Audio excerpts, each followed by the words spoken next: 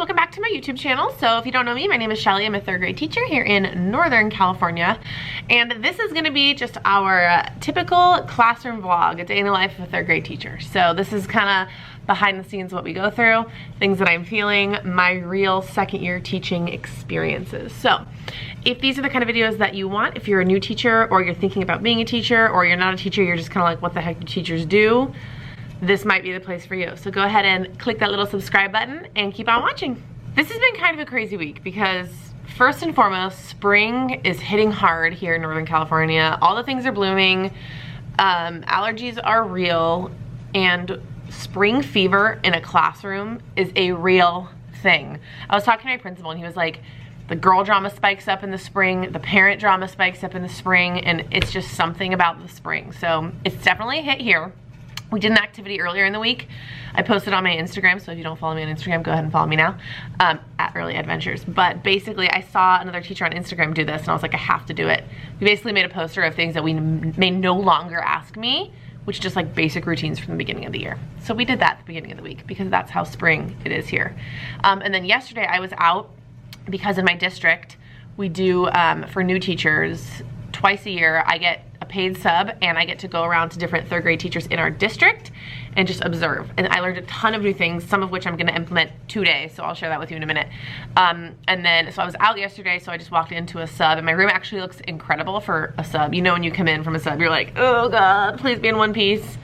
I had a couple kids blow out, but that's pretty typical. Other than that, my room actually looks decent. And then tomorrow we have an assembly, and then the week's over, so.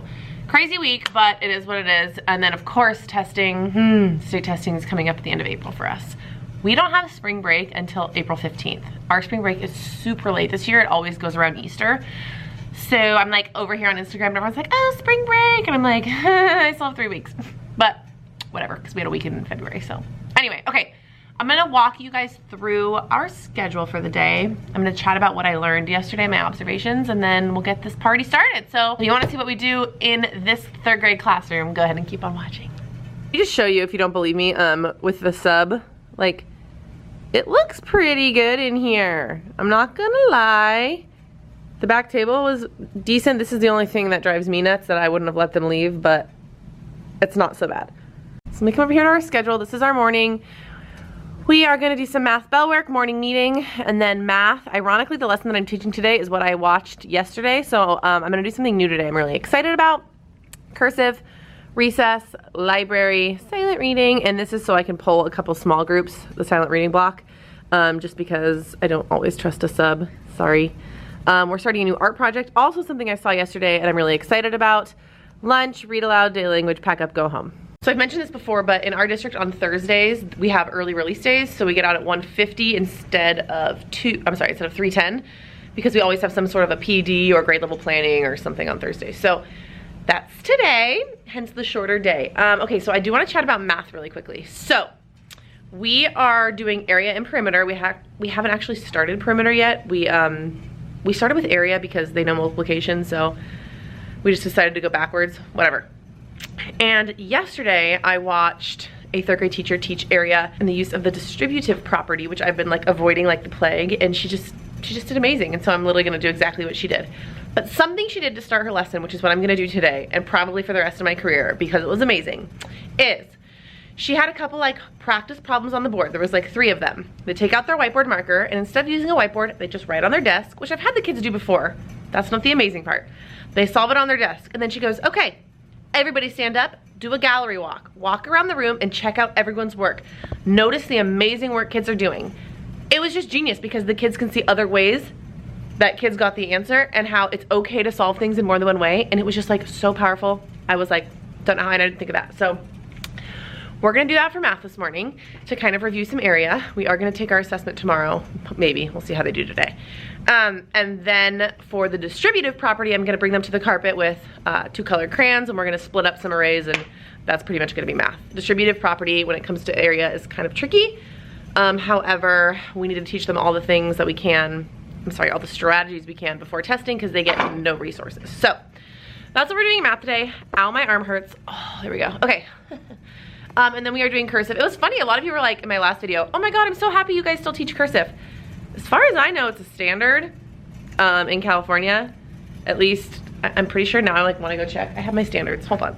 I don't have my standards. I just gave them to my teacher or whatever. I'll look it up in a little bit and see, because I always thought it was a standard. At least I was told so. So that's why we teach it. I don't teach it until the end of the year. I just feel like it takes up a lot of time. And in the beginning of the year, it's just, I don't know, not really a priority, but whatever. Okay, and then for this art project, we went to a 3rd grade classroom, and Georgia O'Keeffe is an artist who's super well known for painting flowers, but from different perspectives. She paints like a part of it, so it's like super zoomed in, right? So what they had the kids do is, after they showed a video and a bunch of examples, the kids drew whatever flower they wanted, and then they would fold the paper so only like a certain part of the flower showed, and that would be their painting. And then they're eventually gonna get this big black piece of paper, and then they're gonna do oil pastels of just that zoomed in portion. So we're gonna try that today because we have open house on April 11th.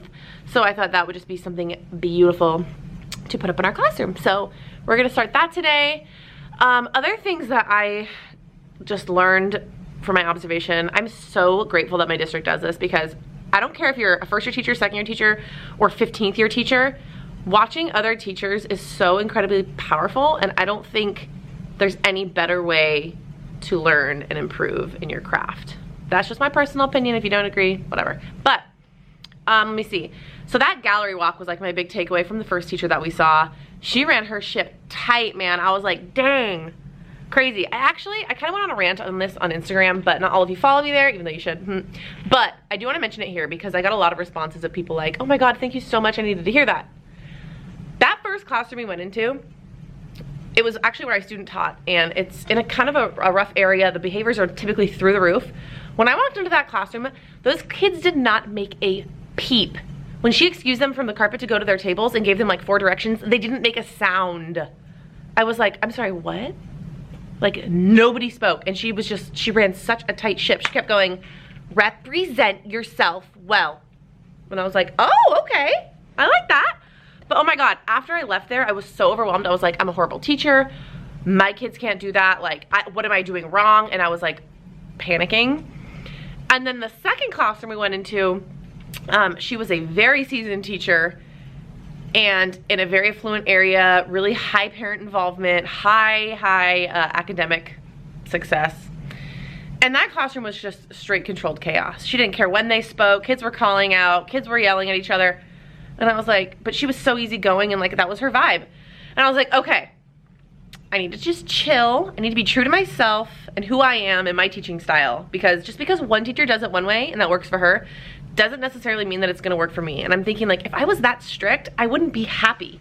If I couldn't laugh and make jokes with my kids, I don't think I'd be happy. Anyway, that's just my 2 cents. I wanted to throw that in there because that was probably my biggest takeaway from the entire experience.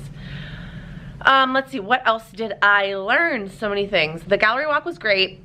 And then in the second class, that's when they did the art project. So it was super cool to see an art lesson, because I don't typically teach art. My kids go to art, but I think it's important to include it in the classroom. So I'm really excited to do that. And then the final classroom, she was doing ELA in a 2-3 combo, which was fascinating. At my school, we can't do combos because of our IB program, but that doesn't mean in the future, if I'm at a different site, I don't know. It was fascinating to see how a 2-3 or any combo worked. Everything was done in small group because you're teaching 2 sets of standards, and it was fascinating to see. I got really good ideas on how to implement our benchmark curriculum, which is our ELA, and that curriculum is rough. It's just, you have to pull it apart, and to see it done in a different way was really cool. I'm definitely gonna implement that next year. So yeah, I feel like I've been rambling a ton. I do have to set up some of the math stuff. I wanna get the paper cut and the resources for the art project.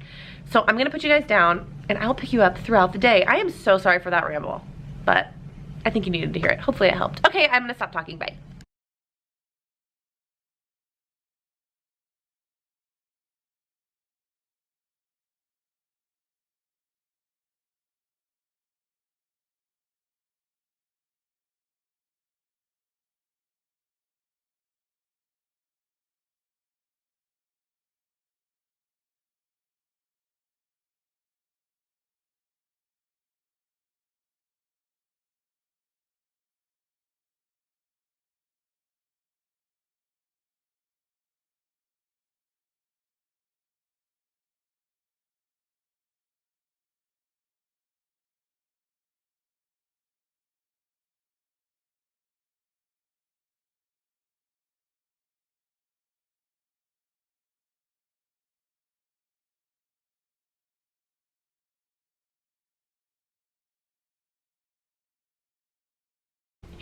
So it is lunch.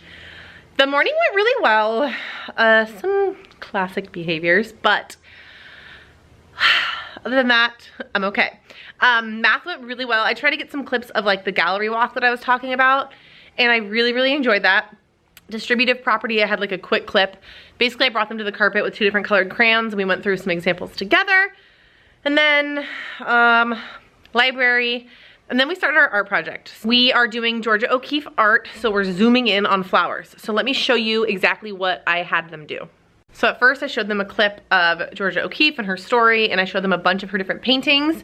And then I gave them a half sheet of paper, and I just said, draw any flower that you want. They had Chromebooks, so they were getting some inspiration. So they drew any flower they want, and then when they were done, we worked on folding it, because eventually we want to zoom in on the flower and only focus on a certain part of it. So I'm gonna fold it and show you what the final project would look like. So after we folded it, this is eventually what her big painting is going to look like. At first, it's really hard for kids to understand how we zoom in. So when you do the folding, I'm not kidding you, every single person goes, oh, or whoa. Anyway, so those are gonna be up for open house, and I'm really excited about that. So the kids are at lunch, we're gonna do a read aloud, some daily language, and then we're gonna go home. And then at the end of the day, we have some PD and things like that. I'm just trying to think what else I wanna catch you up on. Let me show you the chart that we did on Monday that I was talking about. So, questions we may no longer ask Mrs. Coates. And these were everything that they came up with. Because they know what the answer is, so you may not ask me. Hey! Hi. This is some other stuff that we did. We did this last week, obviously, for St. Patrick's Day. I got this from Teachers Pay Teachers. I feel lucky because, and then they cut out some paper for confetti, so that was super cute. What else? Some of you were asking me for the lyrics for my quadrilateral song. I'm gonna post those on Instagram, so again, make sure you're following me on Instagram. We are gonna do a new song next week for Perimeter and Area that one of my friends, Courtney from Miss Curtis's classroom, gave me, so I'm really excited about that. So stay tuned for the vlog next week. These are the cursive pages that we do. I've been really liking how it's just one letter at a time, and it starts with the easy letters and goes to the hard ones. These are all the letters that we finished. So then if they finish the page, they flip it over and try and think of as many words as they can with those letters in cursive. This is what they did yesterday with the sub. This is just other cute stuff for open house. So we did a spring acrostic poem, and then for each letter, they had to draw a picture that matched. I just got this page right here off of Google, and then my partner created this little flower. So that was pretty cute. That's really what we got going on here in 3rd grade. I'm gonna go eat my lunch, and then I'll probably check back in with you at the end of the day. Well, hey friends, so it's Friday. After school yesterday, we went to our PD, and then it was like 4 o'clock, and I just jetted out of here, and I totally forgot to pick up the camera and end this vlog. So I'm gonna do that now. Yesterday was overall a really good day. I don't really have anything else, I don't think, to add. Today is Friday. We got a really busy day, and it's gonna go super fast. So I'm gonna go ahead and end this vlog here. If you do enjoy these kind of videos, please give me a thumbs up. Leave any comments or questions down below. I'm gonna do my best to answer everything. I love you guys so much. Thank you so much for watching. I hope you're having a wonderful day wherever you are in the world, and I hope you have a great weekend. Bye.